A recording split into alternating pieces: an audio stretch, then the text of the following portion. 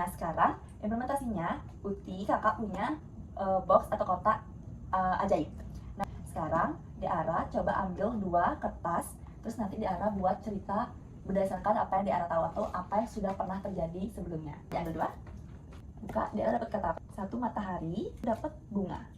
Ada lagunya, bunga matahari. Dari 2 kata ini Diara bisa buat cerita pendek. Bisa, kalau bisa coba ditulis di papan.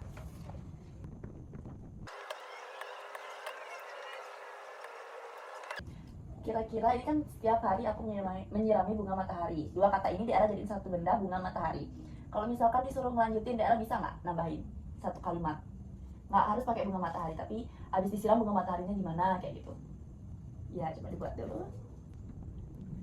Biasanya Diara nyiram bunga mataharinya di mana?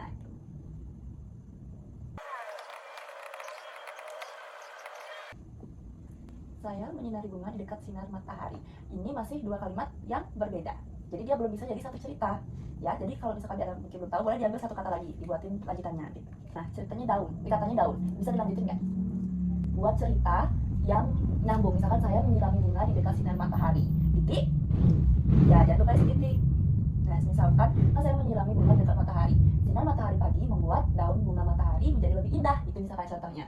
Dibuat setahunya Diara. Namun, jika bunganya tidak disiram atau tidak disinari, Diara mau nyambungin yang di atas atau yang di bawah? Yang disiram? Di bawah. Yang di bawah. Berarti namun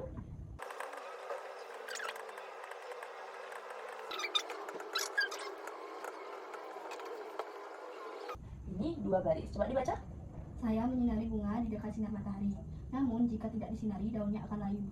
Oke. Coba kita tambahin lagi 1 supaya dia jadi sebuah cerita yang lebih baik. Kucing. Nah, ini binatang. Kucingnya ngapain kalau disambungin sama ceritanya? Terus kalau dari Diara pernah lihat kucingnya ngapain di bunganya? Main. Jadi boleh bisa ditambahin. Oke, jadi gitu ya caranya. Jadi nanti kalau misalkan Diara lihat benda, kalau misalkan mau belajar tentang fiksi realistis, coba dipikirin misalkan salah satu bendanya namanya apa. Misalkan baju. Biasanya Diara bajunya dipakai apa. Jadi itu dibuatin cerita dengan kehidupan sehari-harinya Diara. Paham? Oke.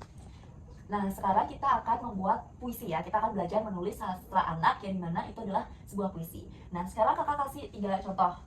Misalkan untuk membuat puisi yang simpel dan sederhana terlebih dahulu, Diara tak kasih pilihan membuat puisi yang judulnya Aku Ingin. Terus yang kedua, Jika Aku Menjadi. Atau yang ketiga, Warna Kesukaanku. Warna kesukaanku. Oke, kalau warna kesukaanku Diara tulis. Judulnya adalah Warna Kesukaanku. Nah, warna kesukaannya Diara warna apa? Putih. Warna putih. Jadi sekarang kita akan belajar buat puisi yang 4 baris. Nah, misalkan puisi yang pertama Diara pilih Warna Kesukaanku. Supaya kita tahu cara membuat puisi, Diara pilih warna putih. Nah, kita buat 4 baris dulu. Putih 1, putih 2, putih 3, putih 4. Kita buat di papan. Nah, sekarang cara buat puisinya adalah kenapa Diara pilih warna putih? Kenapa milih warna putih? Oke, yang pertama putih warna kesukaanku. Terus alasannya kedua, kenapa suka warna? Oke. Yang ketiga, alasan yang ketiga. Jadi ini ya, puisi yang udah Diara buat. Jadi dengan cara seperti ini Diara bisa membuat sebuah puisi yang sederhana. Sekarang coba dibaca puisinya dari judulnya. Warna kesukaanku. Putih warna kesukaanku. Putih warna yang suci. Putih warna yang bersih. Putih melambangkan kejujuranku. Oke, sekarang sudah paham ya cara membuat puisi yang sederhana? Sudah. Karena tadi kita sudah menyelesaikan pembuatan puisi, sekarang kita lanjutkan dengan implementasi bagaimana membaca puisi. Untuk Nara, dipersilahkan untuk mulai membaca puisi yang sudah Nara buat. Halaman karya Nara. Begitu luas area tertata.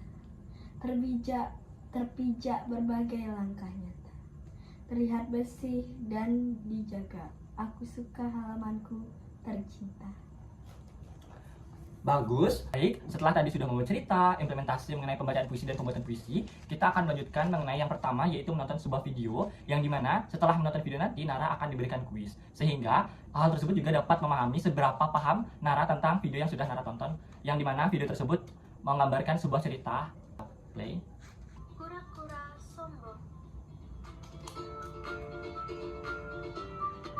Di sebuah danau, hiduplah seekor kura-kura yang senang sekali. Oke, karena kita sudah selesai menonton video tadi, sekarang kita akan lanjutkan dengan menjawab kuis. Bagaimana watak kura-kura dalam cerita tersebut? Ya, di mana latar tempat cerita fabel tersebut?